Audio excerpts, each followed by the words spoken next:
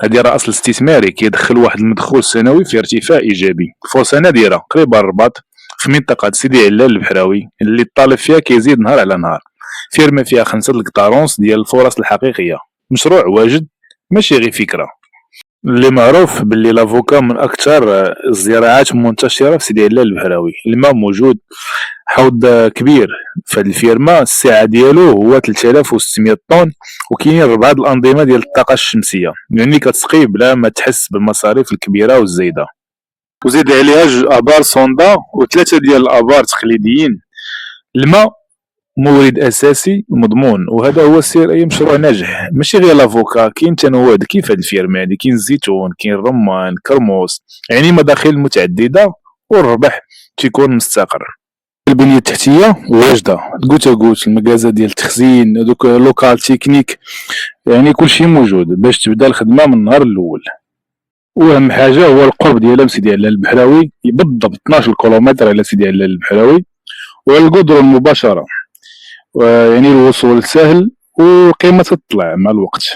مساحة كبيرة، 5 القطار ونص، يعني يقدر الواحد يزيد فيها فيلا فين يسكن ويدير لا بيسين ويكمل في الفلاحة ديال لافوكا، وتولي تزيد القيمة ديالها. الشجار ديال الزيتون، يعني الفيرما كلها 5 القطار ونص كلها يعني مسيجة، ولا هي مسيجة ولكن كلها دايرة بالزيتون. وبالنسبة للكرموس موجود، والرمان كاينة 60 شجرة ديال الرمان. والتربة رملية خصبة، وكما تشوفوا هذا شهر الربيع اللهم بارك. ثاني حاجة الماء موجود اللهم بارك، اللي مهم كامل هو الماء، لا في المنطقة لا في هذه الفيرما هذه.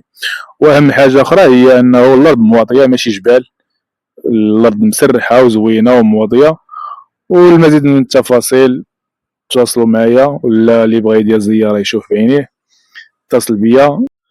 الثمن ديالها هو 7 المليون ديال الدرهم، ولكن المستثمر الذكي كيشوف الربح ماشي غير الثمن، يعني كاين الربح. لافوكا راه معروف الثمن ديالها كل عام شنو تعطي.